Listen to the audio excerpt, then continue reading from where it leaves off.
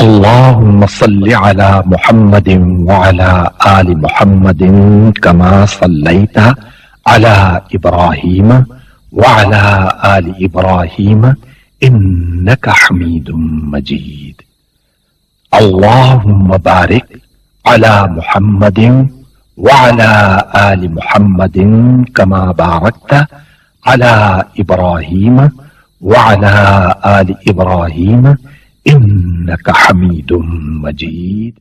نحمدك يا مجيب كل سائل، والصلاة والسلام على سيد الأنبياء والمرسلين وعلى آله وأصحابه وأزواجه وعلماء ملته أجمعين، أما بعد، فأعوذ بالله من الشيطان الرجيم. بسم الله الرحمن الرحيم. قال الله تبارك وتعالى في القرآن المجيد والفرقان الحميد: واركعوا مع الراكعين. آمنت بالله صدق الله العظيم وصدق رسوله النبي الكريم. قال الله تبارك وتعالى في القرآن المجيد والفرقان الحميد في شأن حبيبه عليه الصلاة والتسليم: إن الله وملائكته يصلون على النبي يا أيها الذين آمنوا صلوا عليه وسلموا تسليما. الصلاة والسلام عليك يا سيدي يا رسول الله. الصلاة والسلام عليك يا سيدي يا حبيب الله. الصلاة والسلام عليك يا سيدي يا شفيع المذنبين. الصلاة والسلام عليك يا سيدي يا رحمة للعالمين. الصلاة والسلام عليك يا سيدي يا جد الحسن والحسين. مولاي صل وسلم دائما أبدا على حبيبك خير الخلق كلهم.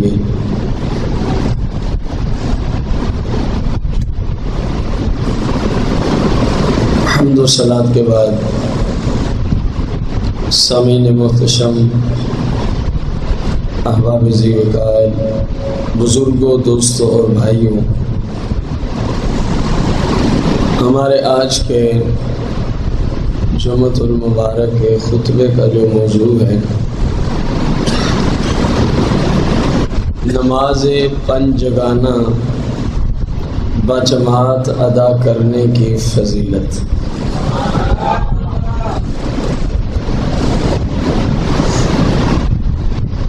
سرکار مدینہ علیہ الصلاۃ والتسلیم نے امت کو، اپنے ماننے والوں کو،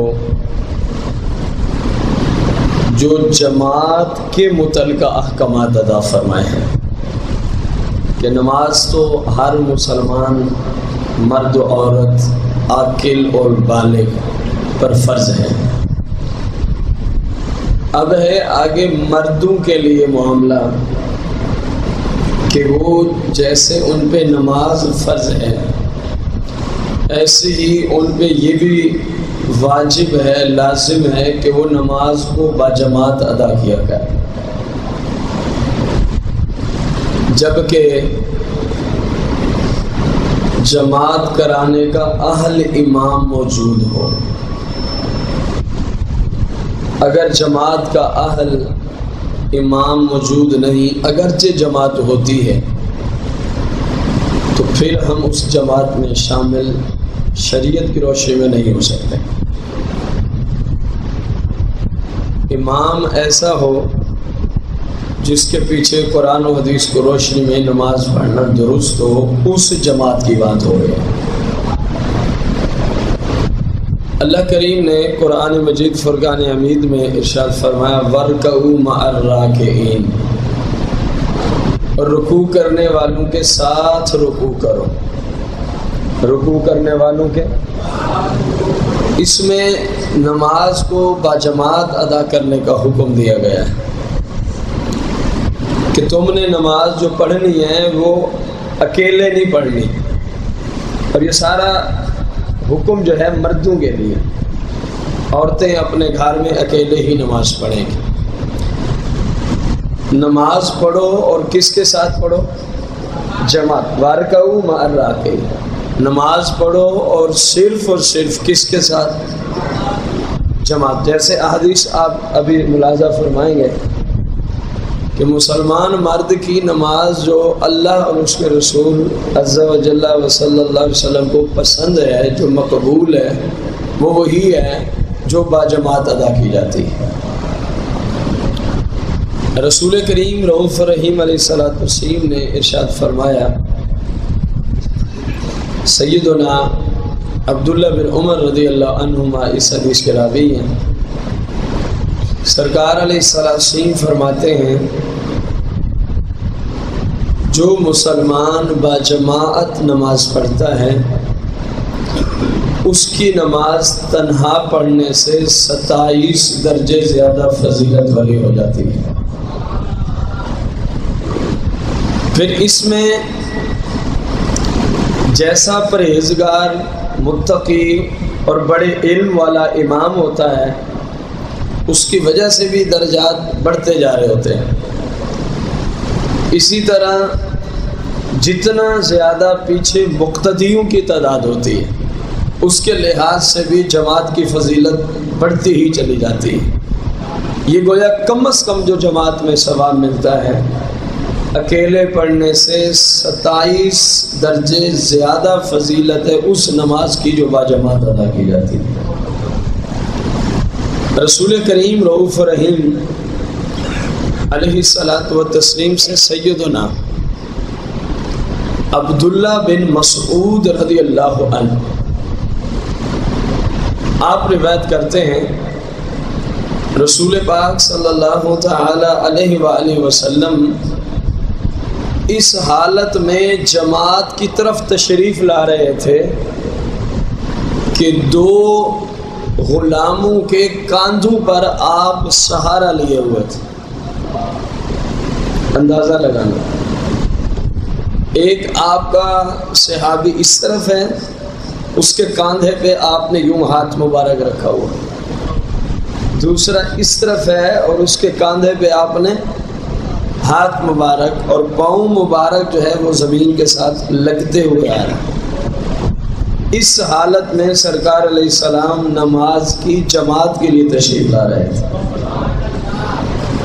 اور ہماری جو حالت ہے وہ آپ سب کے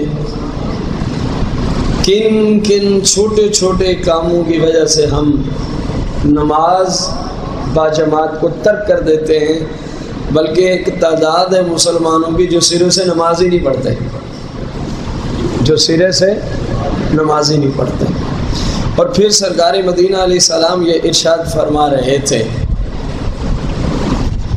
کہ جماعت سے دور رہنے والا شخص منافق ہے۔ جو مسلمان جماعت کے ساتھ نماز نہیں پڑھتا، فرمایا وہ کھلا منافق ہے۔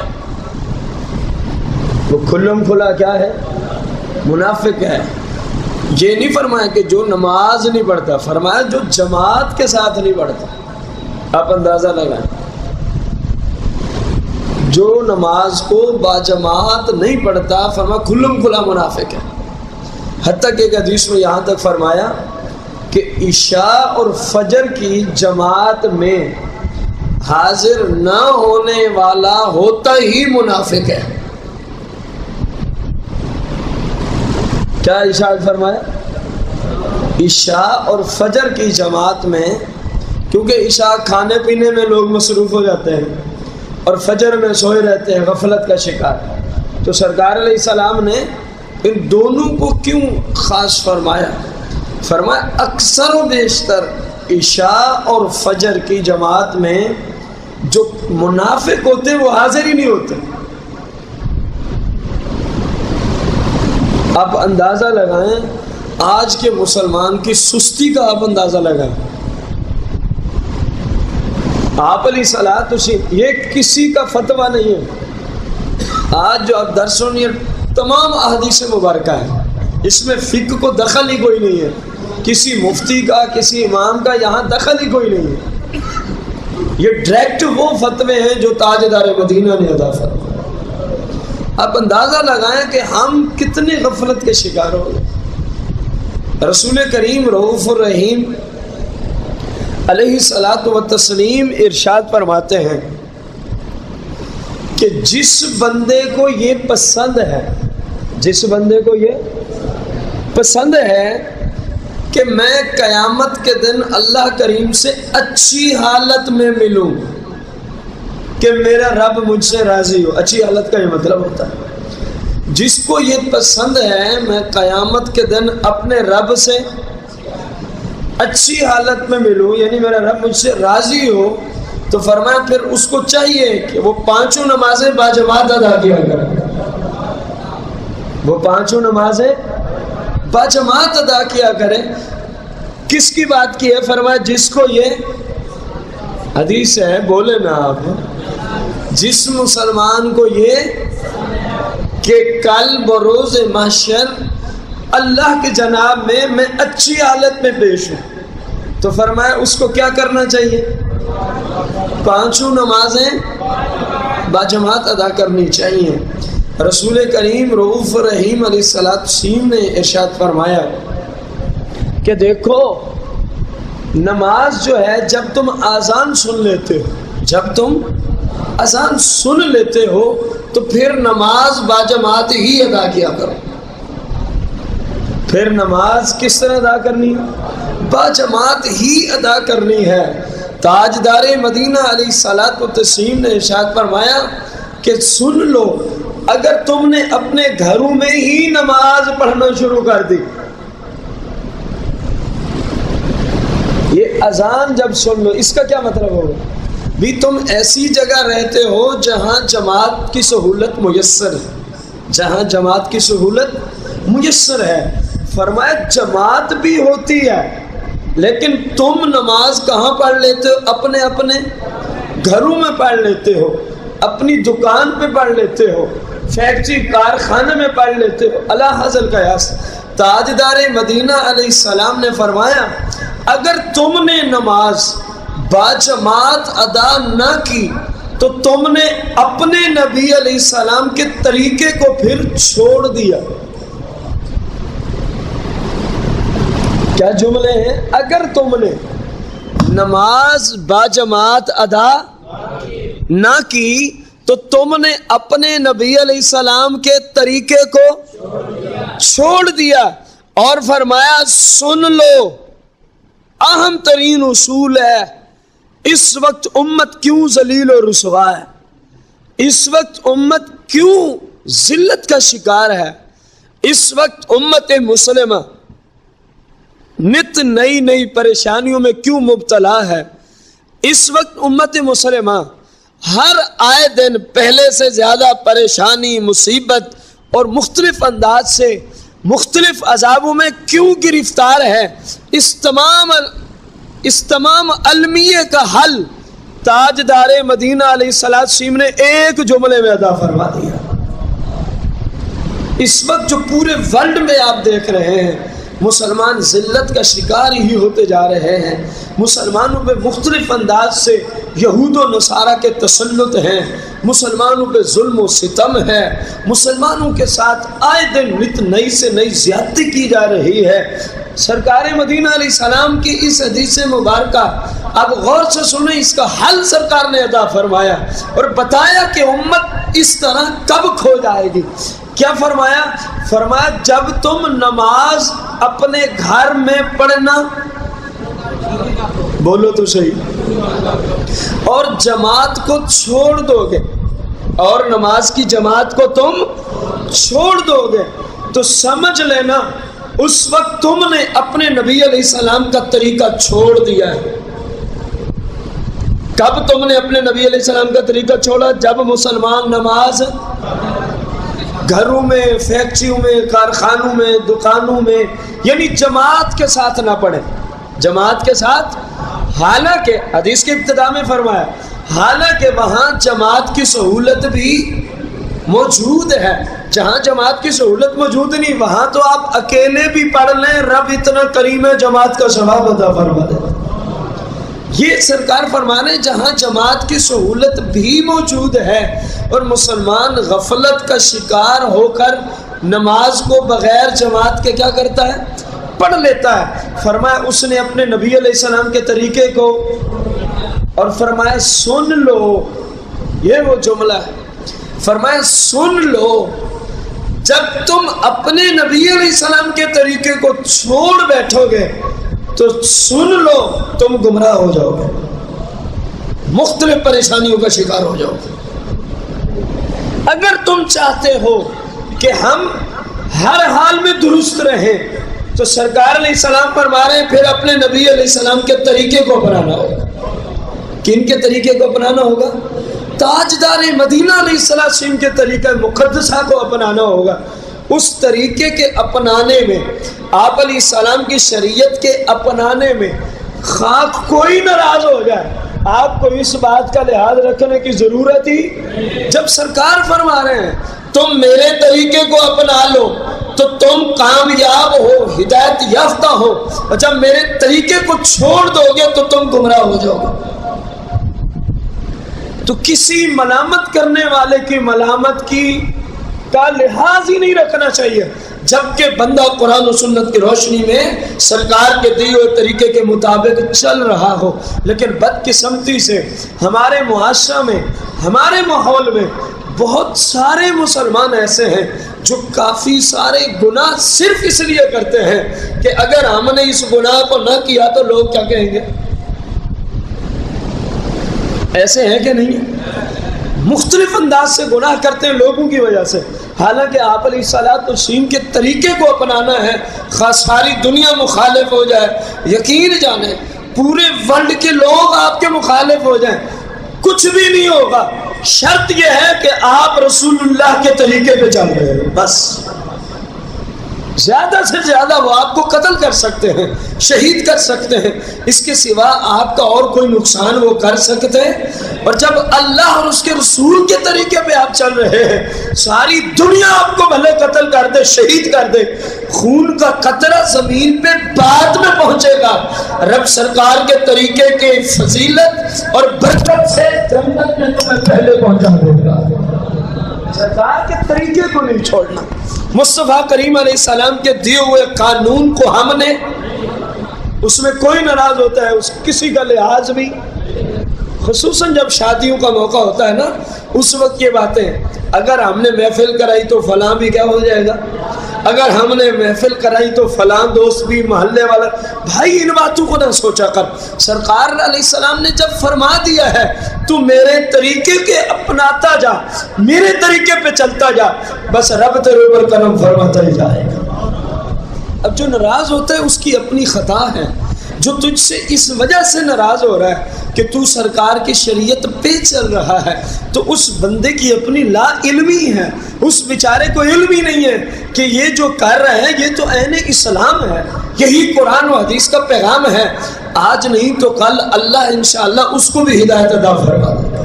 اپنی تو کوشش کیا ہونی چاہیے، مجھے اپنی اور ساری دنیا کے لوگوں کی اصلاح کی، یہ ایک مسلمان کا ذہن ہو، یہ ایک مسلمان کا تر امتیاز ہے کہ وہ اپنی اور دوسرے مسلمانوں کی اور لوگوں کی اصلاح کی کوشش میں۔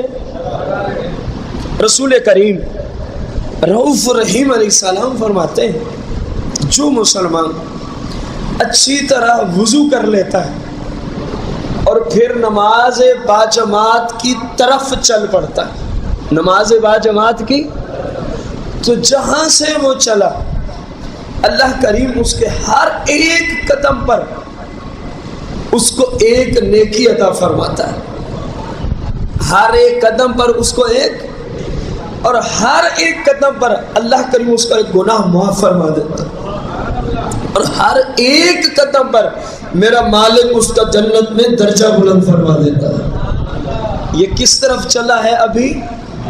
ابھی جماعت میں آیا نہیں ہے، صرف جماعت کی طرف چل رہا ہے، اور رحمت بلائے رحمت دیکھیں۔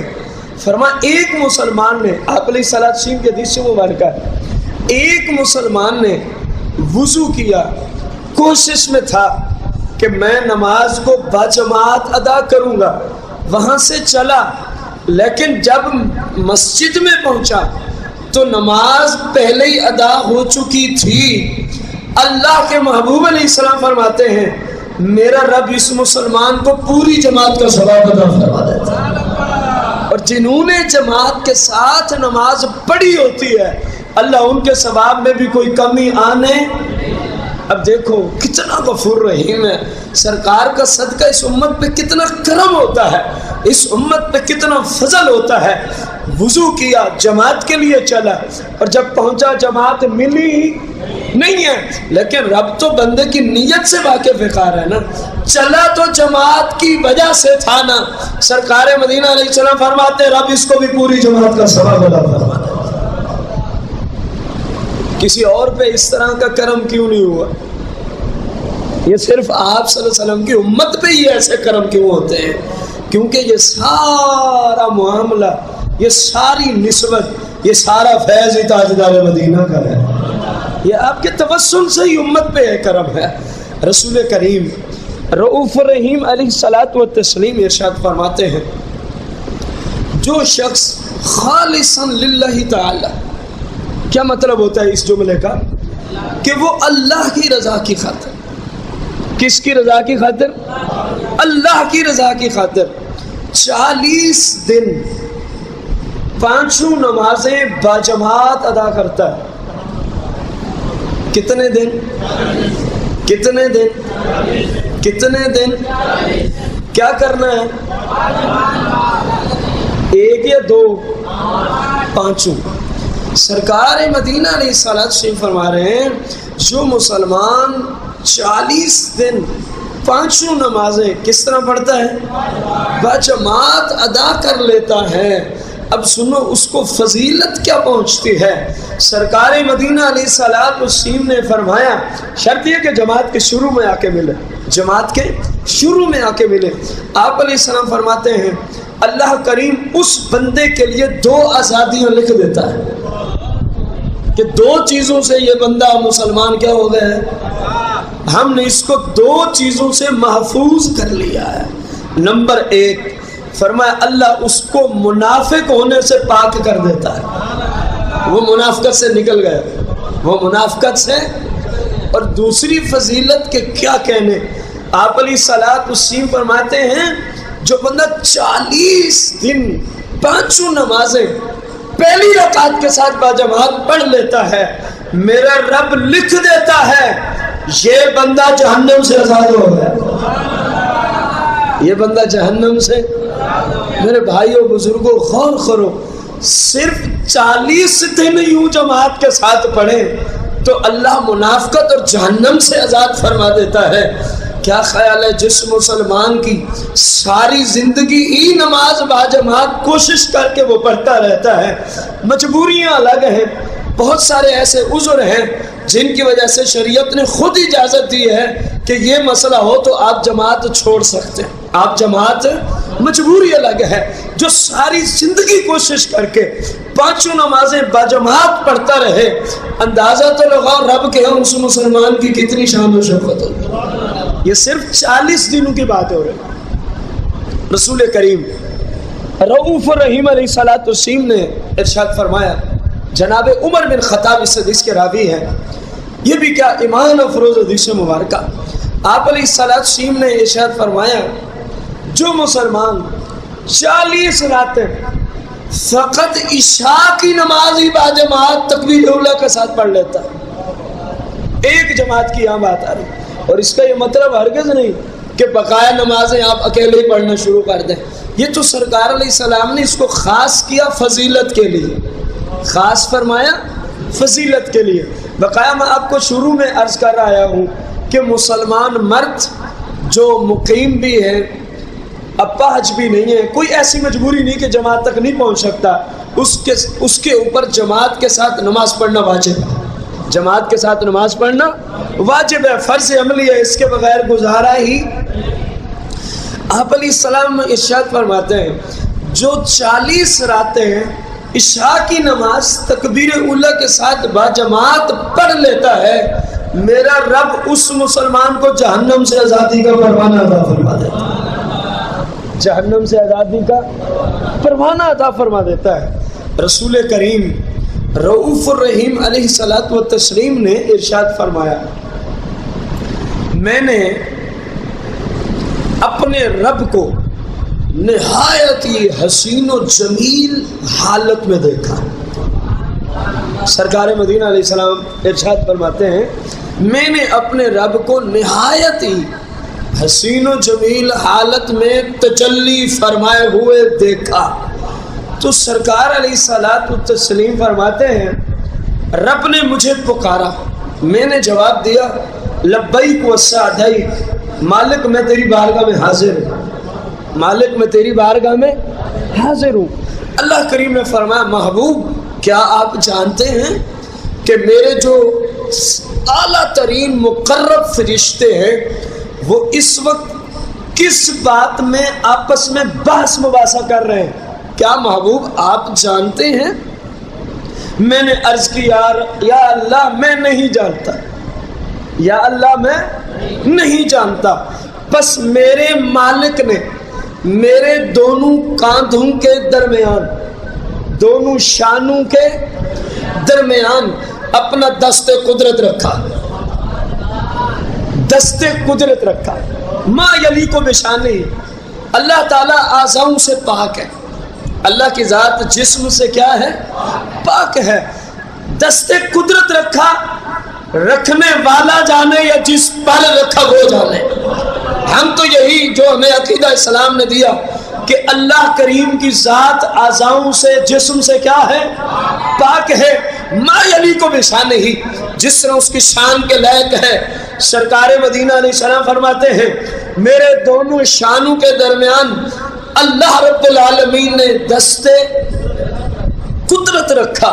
بس مالک نے دست قدرت رکھا تو میں نے اس کی ٹھنڈک اپنے سینے میں محسوس کی، میں نے اس کی ٹھنڈک اپنے سینے میں محفوظ کی۔ مسلمانوں غور کرنا، سرکار مدینہ علیہ السلام ارشاد فرماتے ہیں بس جو کچھ بھی زمینوں میں تھا، جو کچھ بھی آسمانوں میں تھا، اور ایک روایت میں فرمایا مشرق سے مغرب تک، شمال سے جنوب تک، رب کی قدرت میں، رب کی قدرت کے ماتحت جو کچھ تھا، جو ہو گیا، جو ہو رہا ہے، جو ہوتا رہے گا، فرمایا رب نے دست قدرت رکھا، ہم نے وہ سارا ہی جان لیا، ہم نے وہ سارا ہی جان لیا۔ اب رب پھر فرماتا ہے محبوب پتہ ہے نا کہ فرشتے جو مقرب ہیں کس معاملے میں اب بحث کر رہے ہیں؟ کیونکہ ہمارا یہ عقیدہ ہے سرکار دو جہاں علیہ السلام کو اللہ کریم نے بتدریج علوم عطا فرمائے، بتدریج۔ اسی حدیث سے ہی آپ کو یہ عقیدہ نظر آ رہا ہوگا۔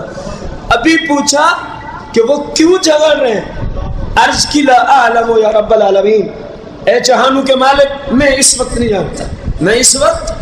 تو اللہ کریم نے کیونکہ بتدریج علوموں کے خزانے عطا فرمائے، دست قدرت رکھا، ٹھنڈک محسوس کی، اور پھر سرکار کے جملے کیا ہیں؟ جو کچھ بھی ہے، جو کچھ بھی رب کی قدرت کے تحت ہے وہ دست قدرت کی برکت سے ہم نے جان لیا۔ اب رب پوچھتا ہے محبوب کیوں بات کر رہے ہیں؟ یہ سب نوازنے کے طریقے ہیں، یہ سب نوازنے کے طریقے ہیں۔ اسی لیے تو وہ ہم درود و سلام پڑھتے ہیں نا، الصلاۃ والسلام علیک یا سیدی یا عالم ما کان و ما یکون۔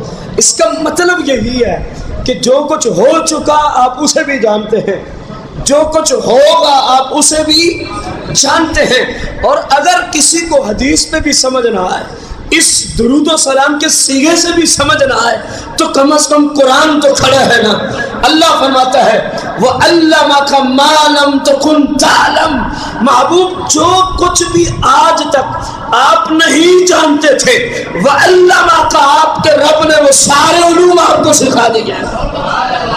اسی لیے پڑھا جاتا ہے الصلاۃ والسلام علیکہ یا سیدی یا عالم ما کان وما یکون، اے وہ مقدس ہستی جو کچھ ہو چکا اس کو بھی جاننے والی، اور جو کچھ ہوتا رہے گا ابدالآباد تک اس کو بھی جاننے والی ہستی، تیری ذات پہ رب کی طرف سے درود و سلام کے گزرے۔ یہ حدیث، قرآن اور صلاۃ و سلام ایک جیسے ہوئے کہ نہیں؟ جو قرآن نے کہا وہی حدیث میں آیا، وہی سیدی اعلیٰ حضرت رضی اللہ تعالیٰ عنہ نے مسلمانوں کو قرآن و حدیث کا ترجمہ کرتے ہوئے درود و سلام کا ایک صیغہ عطا فرمایا۔ فرمایا جملہ یہ پڑھنا قرآن کا بھی ترجمہ ہو جائے گا، حدیث کی بھی ترجمانی ہوگا۔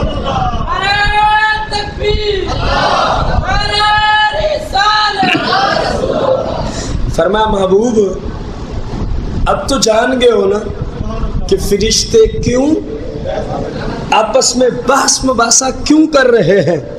رسول کریم رؤوف الرحیم علیہ الصلوۃ والتسلیم نے فرمایا، عرض کی مالک جان گیا ہوں، مالک جان گیا ہوں، اب پیچھے کیا رہ گیا؟ جو بندہ کہ انہیں پتہ نہیں ہے پیچھے کیا رہ گیا؟ مالک نے دیا، مصطفیٰ کریم سے پھر دے کے پوچھا، جان گئے انہوں؟ عرض کی مالک جان گیا، سب جان گیا، جو تیرے علوم کے خزانے ہیں جو تو نے مجھے دیے میں نے سب جان لیا، میں نے سب جان لیا ہے۔ محبوب پھر بتاؤ نا وہ کیا بات کر رہے؟ حالانکہ رب تو خود جانتا ہے، حاکم الحاکمین تو خود جانتا ہے، محبوب سے پوچھوایا جا رہا ہے، پوچھا جا رہا ہے، اس لیے محبوب کے غلاموں کو پتہ چلے یہ جو ہم کام کرتے ہیں ان کی اتنی شان و شوکت ہے، ان کی اتنی شان و سرکار مدینہ علیہ السلام نے، آپ فرماتے ہیں میں نے عرض کی مالک میں جانتا ہوں، یہ تیرے فرشتے جو بحث کر رہے ہیں نا مقرب، درجات، کفارات اور جماعتوں کی طرف چلنے اور سخت سردی میں پورا وضو کرنے اور ایک نماز کے بعد دوسری نماز کے انتظار میں رہنے کے متعلقہ ہی گفتگو کر رہے ہیں، اور وہ یہ کہہ رہے ہیں جو یہ کر لیتا ہے، جو یہ کر لیتا ہے، نماز پنجگانہ باجماعت پڑھ لیتا ہے، جو سخت سردی میں پورا وضو کر لیتا ہے، یا اللہ وہ یہ کہہ رہے ہیں ان کی وجہ سے درجات بھی بلند ہوتے ہیں، یہ مکفرات ہیں، اور ان کی برکت سے ان مسلمانوں کے تو گناہوں کو کیا کر دیتا ہے؟ معاف کر دیتا ہے۔ حتیٰ کہ مالک جو نماز پنجگانہ باجماعت ادا کرتا ہے تو اس پہ ایسا غفور رحیم شفقت فرماتا ہے، وہ ایسے ہی ہو جاتا ہے جیسے آج ہی اپنی ماں کے پیٹ سے نکل کے آیا ہو۔ اس جملے کا مطلب کیا ہوتا ہے؟ آج ہی اپنی ماں کے پیٹ سے، جب پہلے دن بچہ اپنی ماں کے پیٹ سے باہر آتا ہے، آپ سے سوال ہے اس کے ذمہ کتنے گناہ ہوتے ہیں؟ بس یہ مطلب ہوتا ہے کہ تم صحیح وضو کر کے، میری سنت کے مطابق وضو کر کے نماز پنجگانہ باجماعت پڑھنے والے تم ہو جاؤ، اور رب تمہارے سارے گناہ معاف فرما دے گا، رب تمہارے سارے گناہ ہی معاف فرما دے گا۔ رسول کریم رؤوف الرحیم علیہ الصلوۃ والتسلیم ارشاد فرماتے ہیں، مزید جس نے پنجگانہ نماز کی کیا کی؟ محافظت کی، باجماعت پڑھتا رہا۔ جملے سننا، آج کوئی کسی سے دعائیں مانگنے گیا ہوا ہے، کوئی کسی سے نقش و تویز لینے گیا ہوا کہ خیر و برکت ہو جائے، اور جہاں سے خیر و برکت ملی ہے ان کی بات مان لو سب کچھ ہی مل جائے گا۔ ایک شخص حضور سیدی امام اہل سنت مجدد دین و ملت مولانا شاہ امام احمد رضا خان رضی اللہ عنہ کی بارگاہ میں، حضور میں بہت غریب غریب ہوں، کوئی وظیفہ عطا فرما دے۔ آپ کو میں پہچان بتا رہا ہوں، شیخ ہوتا کون ہے، ولی پیر ہوتا، نیک بندہ ہوتا کون ہے؟ کیا لینے گیا ہوا ہے؟ غربت دور کرنے کا وظیفہ۔ فرمایا بھائی سرکار کی شریعت پہ عمل کر، غربت دور ہو جائے۔ وہ حیران رہ گیا، حضور میں تو کوئی نقش لینے آیا تھا، میں تو کوئی تعویذ لینے، کوئی دم درود، کوئی ورد وظیفہ، آپ عجیب وظیفہ دے رہے ہیں۔ فرمایا سرکار کی شریعت پہ عمل کر، رب غربت ہے۔ جب اس کو سمجھ نہیں آئی نا تو اعلیٰ حضرت رضی اللہ تعالیٰ عنہ عظیم مفسر قرآن ہونے کے ناطے سے، عظیم مترجم قرآن ہونے کے ناطے سے، عظیم تر فقیہ مجتہد، میں کیا کیا عرض کروں، ہماری زبانیں وہاں تک نہیں پہنچ سکتی، ہمارے عقل ہمارے علوم وہاں تک پہنچ نہیں سکتے کہ ہم وہ لقب لائیں جس درجے تک رب نے اعلیٰ حضرت کو پہنچایا ہوا ہے۔ ہمارے جیسوں کے پاس تو وہ کلمات ہی نہیں ہے کہ آپ کو ہم خراج تحسین پیش کر سکیں۔ اللہ کریم نے اتنا علوم عطا فرمائے تھے، ایسے نہیں لقب ملا ثانی امام اعظم ابو حنیفہ، یہ کوئی چھوٹا لقب ہے، مفتی سے جا کے پوچھ، ثانی امام اعظم ابو حنیفہ۔ اور امام اعظم ابو حنیفہ کے بارے میں امام شافعی رضی اللہ عنہ کیا فرمایا کرتے تھے؟ محمد بن ادریس المعروف امام شافعی یہ جملے فرمایا کرتے تھے، حالانکہ دونوں کا فقہ میں مسلک جدا گانا ہے، فقہ میں دونوں کا مسلک جدا گانا ہے، کتنے مسائل میں فروعی اختلاف ہے، لیکن اپنے شاگردوں کو، اپنے خلفاء کو جملے عطا فرمایا کرتے تھے۔ اور پورے ورلڈ میں، پورے جہان میں ساری دنیا کے فقہاء، مجتہدین، مفسرین، محدثین علی ھذا القیاس، یہ سب کے سب ابو حنیفہ کے علم کی دنیا میں بچے ہیں، ان سب کے عیالدار جناب امام اعظم ابو حنیفہ ہیں، اور اعلیٰ حضرت کو لقب ملا ثانی امام اعظم ابو حنیفہ، ثانی امام اعظم ابو حنیفہ۔ حضور سیدی اعلیٰ حضرت نے قرآن سے اس شخص کو پڑھ کے سنایا، فرمایا تو نے قرآن نہیں پڑھا؟ اللہ فرماتا ہے تم اللہ سے اس طرح ڈر کے زندگی گزارو، اللہ کے احکامات کی پیروی کرو جس طرح کرنے کا حق ہے، رب تمہیں وہاں سے روزی پہنچائے گا جہاں تیرا وہم و گمان بھی نہیں ہوگا۔ فرمایا میں نے تو تجھے عظیم وظیفہ دیا ہے، تیری سمجھ میں ہی بات نہیں ہے۔ اس نے کہ حضور اب سمجھ آ گئی۔ سرکار مدینہ علیہ السلام فرما رہے ہیں عظیم وظیفہ، فرمایا جو پانچوں نمازیں بجماعت پڑھتا رہے وہ خیر کے ساتھ ہی زندہ رہے گا۔ کتنی بڑی دعا ہے، کتنی بڑی دعا ہے۔ یہ کوئی میرے اور آپ کے کلمات نہیں، تاجدار مدینہ علیہ السلام کے کلمات۔ جو پانچوں نمازوں کی باجماعت کیا کرتا رہے گا؟ محافظت۔ فرمایا وہ خیر کے ساتھ ہی زندہ رہے گا، اور بہت بڑی بات فرمایا خیر کے ساتھ ہی موت آئے گی۔ 1400 سال کے ائمہ کو دیکھ لو، محدثین، بزرگان دین، جنہوں نے جنگلوں میں عبادات اور ریاضات، ان سب سے پوچھو کہ کیوں یہ ہو رہا؟ ایک ہی جملہ آئے گا آخر میں، سب کچھ اس لیے ہو رہا ہے کہ جب مرنے لگے تو خیر سے مر جائیں۔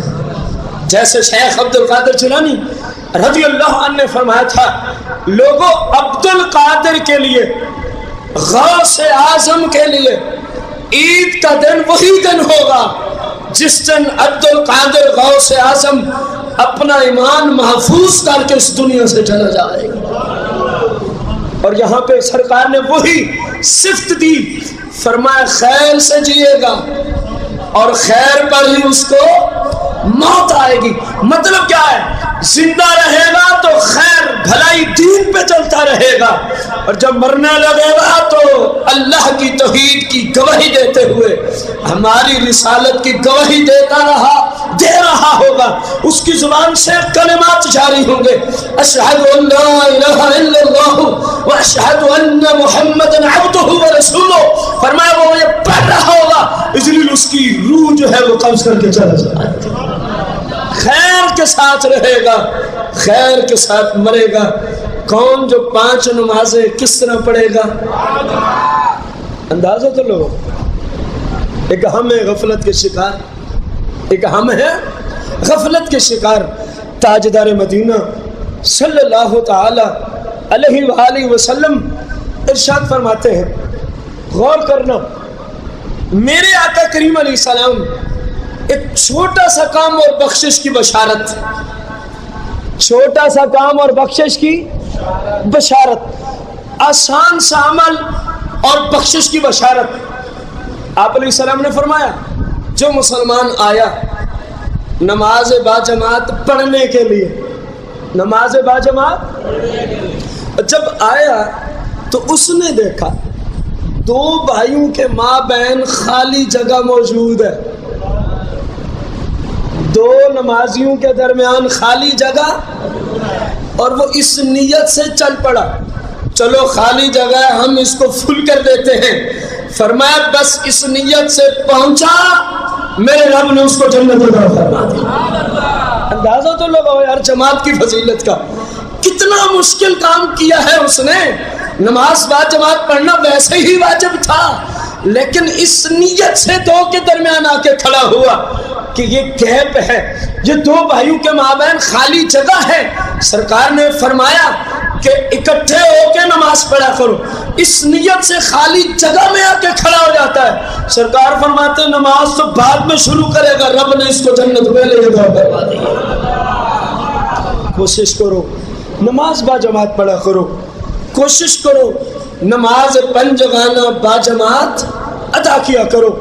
آج کے درس کی آخری حدیث مبارکہ نماز با جماعت پڑھنے کی فضیلت قسط نمبر 1 کی آخری حدیث مبارکہ آپ علیہ السلام ارشاد فرماتے ہیں، میرا دل کرتا ہے میں اپنے کسی غلام کو کہوں کہ میرے غلاموں کو نماز پڑھائے با جماعت، اور میں کچھ غلاموں کو اپنے ساتھ لوں اور ان کو کہوں کہ لکڑیاں بھی اٹھا لو، لکڑیاں بھی اٹھا لو، اور پھر میں محلے میں دیکھوں کون ہے ایسا مرد جو نماز اپنے گھر پڑھتا ہے، باجماعت مسجد کو نہیں جاتا، میں ایک غلام کو جماعت قائم کرنے کا حکم دوں، چند غلاموں کو کہوں لکڑیاں اٹھاؤ میرے ساتھ چلو، اور دیکھوں جو لوگ مرد اپنے اپنے گھروں میں نمازیں پڑھتے ہیں، تاجدار مدینہ علیہ السلام فرماتے ہیں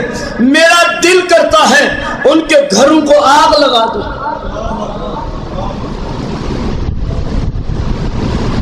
کن کے گھروں کو؟